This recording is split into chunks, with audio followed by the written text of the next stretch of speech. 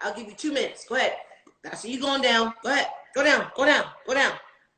It's for grown folks. No, real talk. This chapter is for grown folks, Kadori. It is. And I don't care if it's only 5 people in this room. Right. It's going to be those 5 people that need to hear this. Yes. Because this is some real talk going on in this chapter today. Our lives paralleled so much in this chapter. Mm-hmm. We're going to need more than 30 minutes. I'm just telling you right now, Kadori. I'm ready. No, because this is real grown women, grown men talk conversation. And if you are under 18, you don't need to be in this room. Because number 1, you're not going to get it. And number 2, you're not going to get it. Right. Okay? And we are going to really delve into it. Listen, I had to get a martini for this chapter. Good. I love it.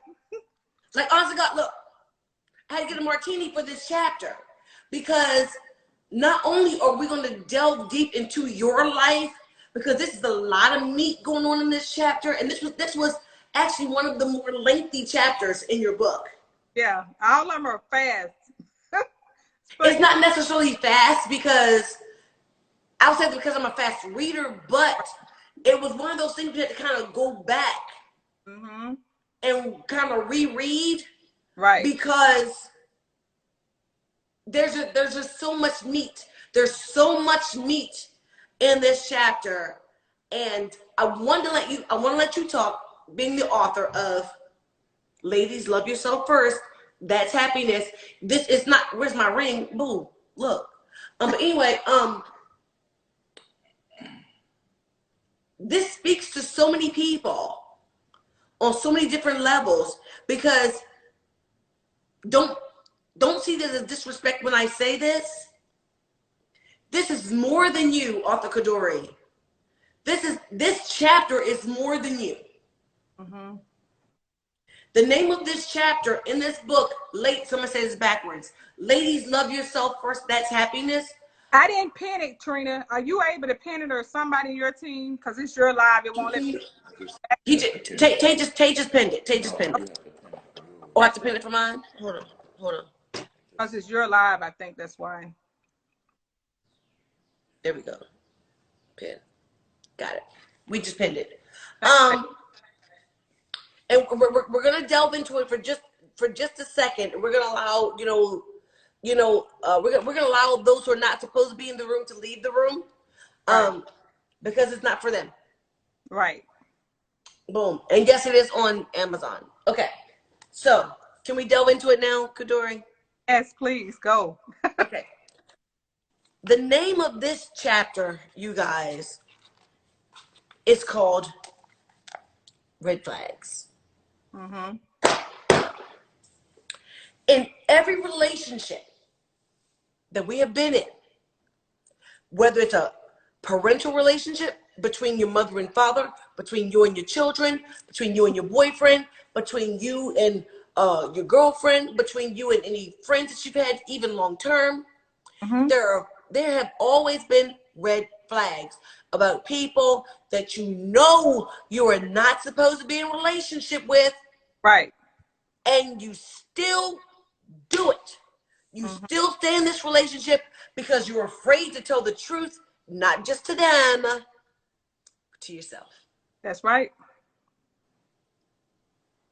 It's a deep chapter, because the whole book is deep, really, because it's my life. And I decided when I wrote this book, if I'm going to help people, I got to tell the truth. So yes.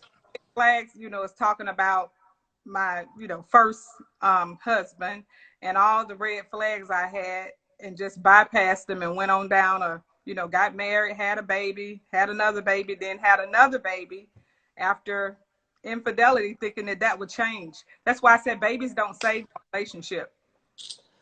Kadori, we're going to start from the beginning. Mm-hmm. We're going to start from the beginning of this chapter. when you start to notice things changing Mm-hmm. in the relationship that you're having. Mm-hmm. Because men, sometimes they just don't care. Right. But your husband started ironing his clothes, putting on cologne, getting cologned up to work at a chicken factory, Yes. and saying that it was because he didn't want to smell the chickens. Yeah, he didn't want to smell the dead chickens. And you actually caught him, and I don't want to go and give them too much, but I'm gonna go just a little faster here. Yes. You actually caught him snuggled up and kissing with another woman. That's beyond a red flag. That's just straight up truth. Yes. Yes.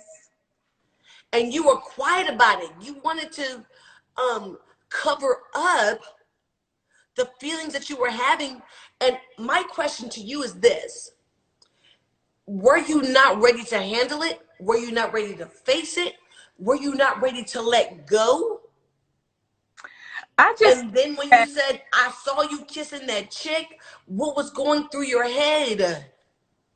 I just think that, I was young. So I got married at 18, had a baby right away, had a second baby. By the time that Mm-hmm. came, I started noticing a lot of stuff. He had been working at this chicken house for 2 years, almost 3 years. He hadn't worn any cologne, wasn't ironing any clothes.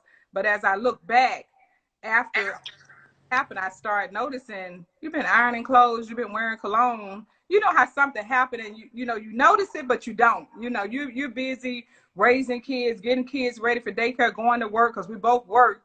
So I just kind of let some of the stuff go. But after I went, when we had one car and I had to go pick him up, I saw him from afar between the trailers outside kissing a light-skinned girl what her name turned out to be Felicia. I never forget that. Bye, Felicia. I remember that name to this day, and that was 30-something years ago. But anyway, I saw it. So by the time he got out of work and got to the car, I wasn't saying anything. I was mad, and he got it. He ended up getting it out of me what I was mad about, but then he denied that was him out there. Like, I don't know how you look. You know your spouse. I don't care if they 10 miles away. You know their shape and all this, that, and the other. But he took off work a few days or a week, and then because of finances, he came and cried and said, I'm going to go back. I'm not going to talk to her anymore, all this, that, and the other. Got